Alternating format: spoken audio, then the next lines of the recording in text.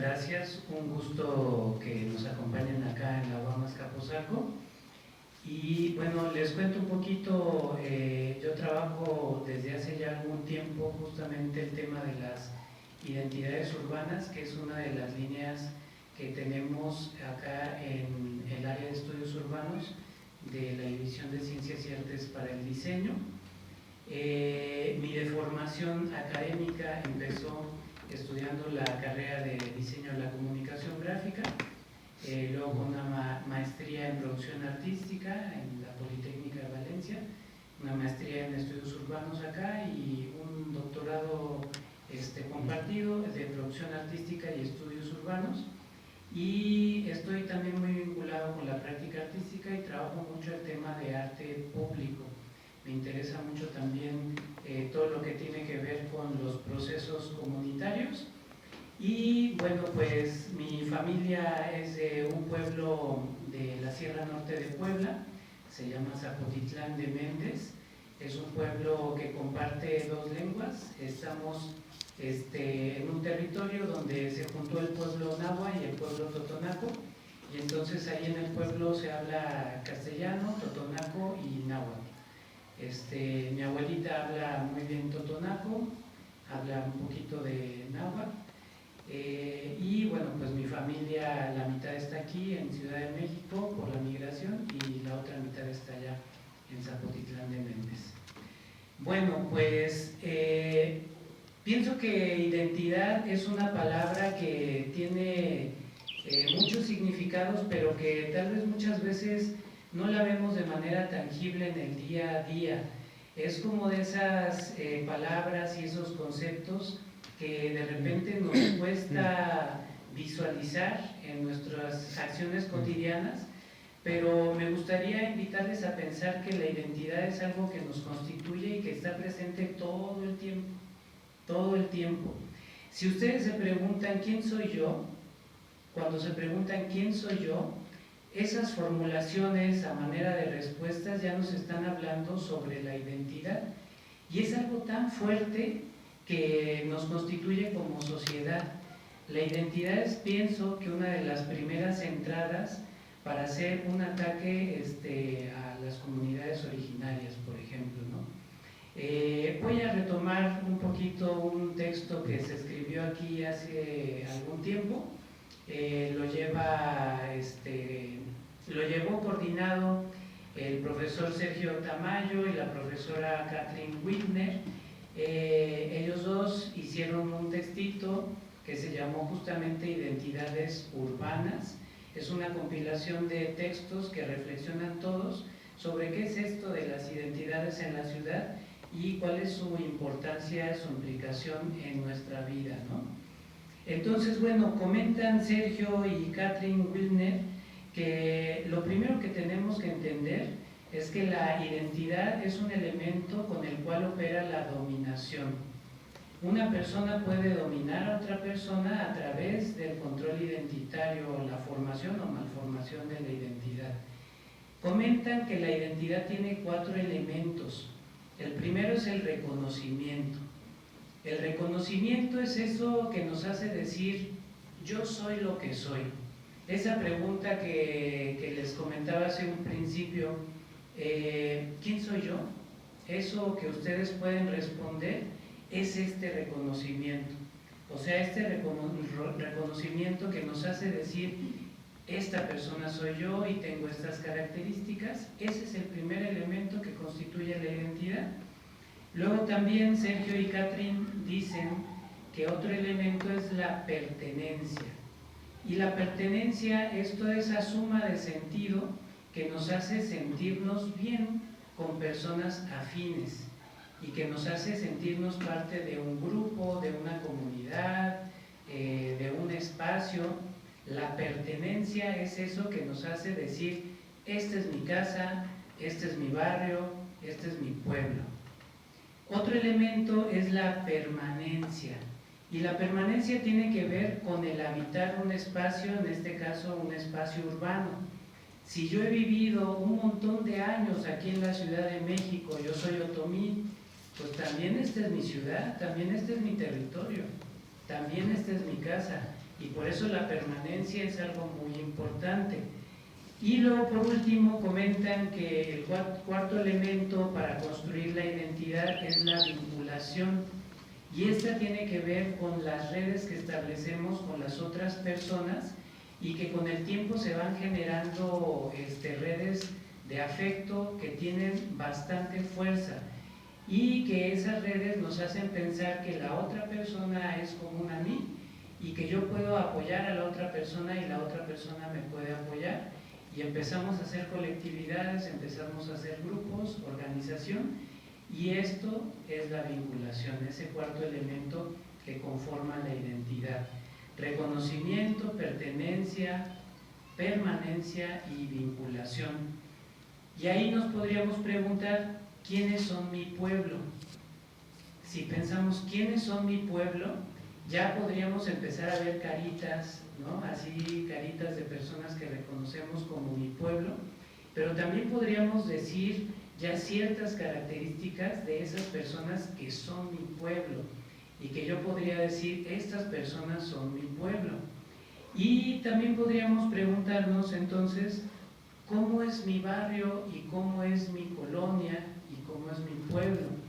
Y podríamos empezar a contestar cosas a nivel morfológico y podríamos decir, bueno, tiene esta forma, tiene este tamaño, está ubicado en tal lugar, pero también podríamos empezar a dar características ya generales, sociales, sobre cómo es y qué características tiene ese espacio que le digo mi barrio, mi pueblo, mi colonia. Y bueno, pues la identidad nos reúne con personas que tienen de alguna manera igualdad de caracteres. La identidad también tiene que ver con la compatibilidad, con la inclusión y con la congruencia. Cuando tenemos congruencia con las personas que compartimos un espacio o ciertas ideas, también existe inclusión, y la inclusión pues se fortalece a través de la compatibilidad. Y bueno, pues también en este tema podríamos hablar que la identidad la podemos entender como una identidad individual, o también podríamos entender la identidad como algo colectivo. Entonces, de hecho, hay personas que hablan teóricamente sobre la identidad individual y la identidad colectiva.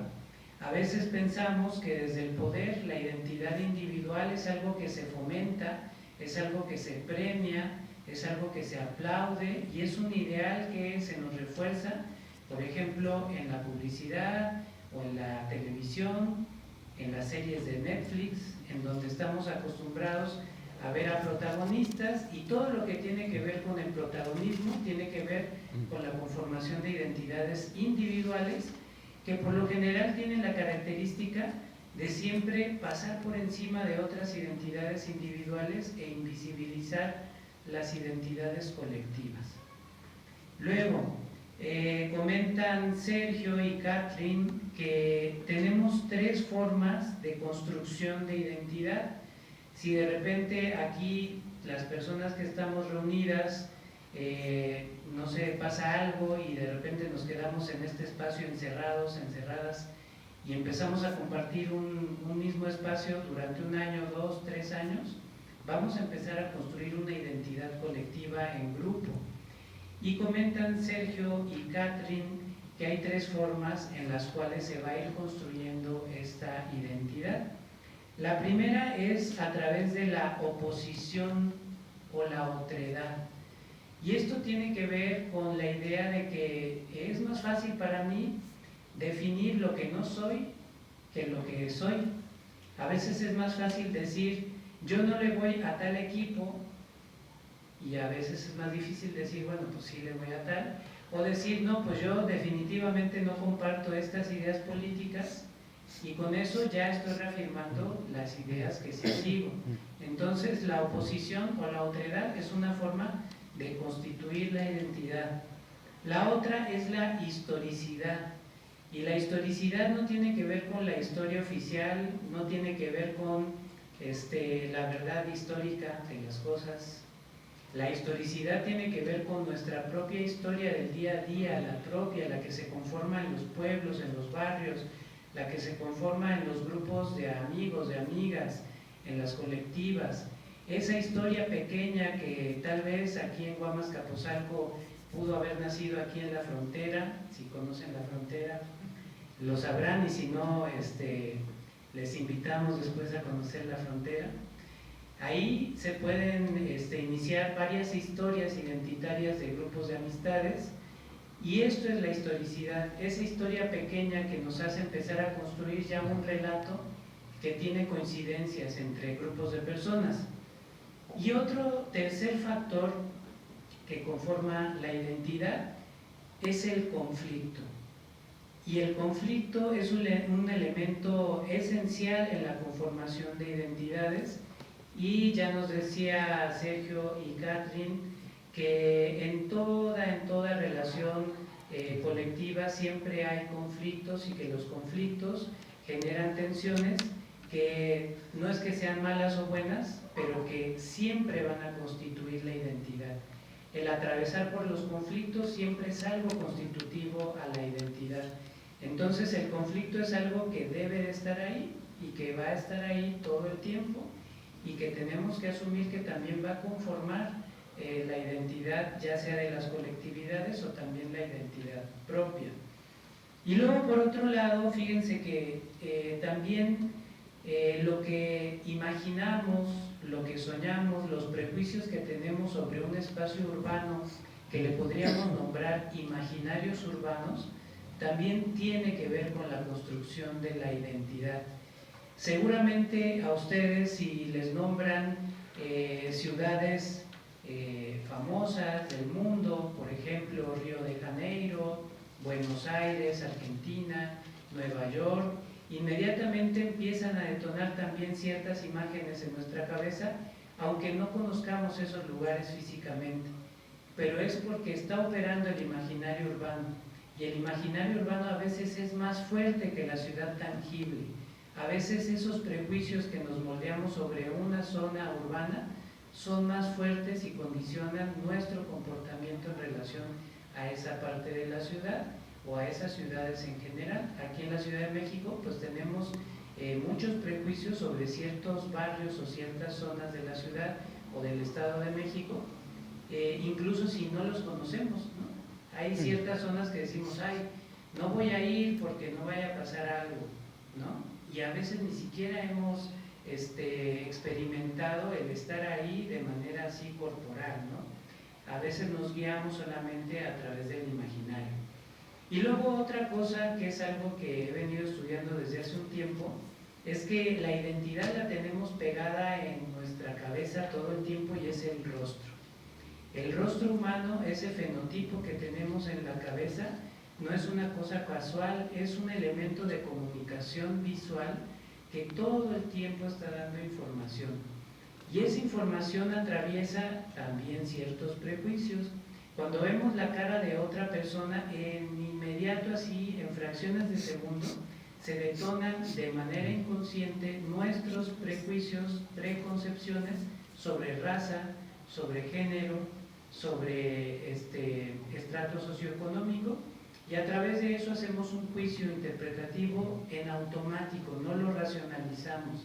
Es algo que ya lo tenemos casi incorporado, y es algo que nos cuesta mucho ver y que nos cuesta mucho también racionalizar, y es algo que tenemos que tomar en cuenta, que cada que vemos a una persona, de inmediato el fenotipo ya nos está diciendo algo, y también a través de eso estamos construyendo una idea identitaria de la otra persona. Y fíjense que la idea identitaria que tenemos también de quienes somos es en parte gracias a las reacciones o hacia los comentarios que otras personas nos han hecho sobre nuestra cara, sobre cómo nos vemos, sobre quiénes somos a través de esto que expresa lo que somos, que es la cara. La identidad es mutante, la identidad no es una cosa estable que ya, o sea, yo tengo esta identidad y la voy a tener para toda la vida.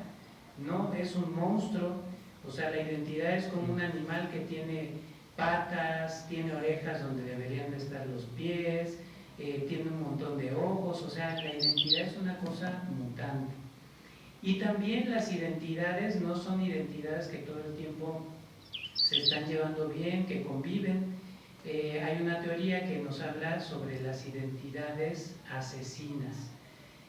Un autor, Amin Malouf, de Sudáfrica, nos habla sobre cómo las construcciones identitarias se vuelven asesinas y empiezan a devorarse a otras. Por lo general es una relación siempre vertical de poder, en la cual una identidad se posiciona como más fuerte que otra y se come a la identidad que está más desfavorecida. Y a veces en lo simbólico estas identidades asesinas pues las vemos en aparatos mediáticos, por ejemplo en la publicidad, y no es casual que si vemos la publicidad de aquí de las calles de la Ciudad de México, pues curiosamente el tipo de personas que vemos en la publicidad son personas que no representan la gran mayoría de personas que vivimos en México. Pareciera que son personas que no son mexicanas. Sin embargo, el aparato simbólico de esas identidades es mucho más fuerte y ha posicionado el imaginario de que esas son las identidades relacionadas al éxito, a la riqueza, etcétera, ¿no? Y también esto de la identidad tiene que ver con el capital cultural y el capital simbólico. Cuando hablamos de capital cultural, pensemos en el capital monetario. Sabemos que las personas a veces nos guiamos así, ay, pues cuánto dinero tiene esta persona, cuánto dinero tiene esta otra, pero también eso nos habla de un capital que es cultural. Cuando una persona empieza a tener más referencias, eso a veces le dota de un capital distinto de otras personas, y a veces eso también puede utilizarse a través de ejercicios de poder para invisibilizar o aplastar a otras personas o colectividades. Por otro lado, fíjense que es muy coincidente que en la lucha de los pueblos, el rescate de la identidad es algo consistente. La lucha social, la lucha de los pueblos originarios siempre pone como una parte esencial de su agenda de lucha el rescate de la identidad. Y ahí tenemos ejemplos muy claros como el zapatismo. El zapatismo lleva mucho tiempo construyendo una autonomía que en parte ha defendido la identidad propia. Cuando ustedes van a las comunidades zapatistas, pues lo que ven es a las infancias que tienen una seguridad de la identidad propia que a veces hasta nos sorprende, ¿no? Yo me acuerdo una de las últimas veces que me tocó ir allá a las comunidades, que estaba un grupo de extranjeros, extranjeras, y también habíamos personas con títulos nobiliarios académicos, y se acercan unos niñitos y niñitas, y en vez de como preguntar, ay, ¿tú de dónde eres? No sé qué, nos empezaron a enseñar a hablar algunas palabras en tzotzil, pero con una seguridad de que ellos, ellas, los niños, las niñas, nos estaban enseñando algo, ¿no? Y cambiar ese rol de quién enseña y quién aprende es algo que también tiene que ver con una seguridad a través del fortalecimiento de la identidad. Muchas veces en el colonialismo se nos enseñó a que habíamos personas que teníamos que estar escuchando y aprendiendo, y otras personas que tenían que estar enseñándonos. Y es interesante cómo en los pueblos están cambiando esta dinámica, ¿no? Y esta relación. Otras experiencias, los pueblos unidos de la región cholulteca, que sacaron a la Bonafont de sus tierras y que han construido por más de 30 años pues también una organización comunitaria muy sólida, y que también la parte identitaria es algo muy importante. Aquí en la Ciudad de México, pues los compañeros, compañeras otomís, que ahora están ahí en la sede, antigua sede del INPI, que ahora es la Casa de los Pueblos Samir Flores Soberanes, pues también tienen como una parte esencial el tema de la identidad, y por eso cuando se manifiestan cantan Otomí, Otomí, ya chingamos al INPI y de aquí no nos vamos a salir, porque la identidad otomí es algo que lo tienen ahí muy fuerte. Y bueno, pues ejemplos como las mujeres mazatecas que llevan casi 2 años plantadas ahí enfrente de la judicatura ahí en el sur de la ciudad, exigiendo la libertad de sus presos políticos. Los pueblos en la Sierra Norte de Puebla, Totonacos, que yo muy de cerca he observado toda esa fuerza que han tenido para sacar a las mineras del territorio. Y qué decir de la Tosepan, que pues ya casi 50 años de marcarnos una hoja de ruta sobre cómo es la defensa del territorio y la construcción de una identidad sólida, que en la actualidad ya ha tenido la iniciativa de construir bancos autónomos, medios de comunicación autónomos, escuelas autónomas, etcétera, etcétera, etcétera. Y bueno, pues aquí una invitación para que reflexionemos qué es esto de la identidad y por qué es importante en las luchas, sobre todo para pensar en una ciudad que se ha vuelto efectivamente en una mercancía, y que se ha vuelto en una mercancía porque la materia prima de esa mercancía somos nosotras y nosotros. Nosotras y nosotros somos mercancía, y desde el poder se sabe, y por eso se comercializa con el pueblo. Y qué gusto que nos acompaña aquí Santa Cruz Atoyac, qué gusto que nos acompaña Santa Bárbara, qué gusto que nos acompaña Santa María Nonualco y representación de gente que trabaja en Joco. Muchas gracias.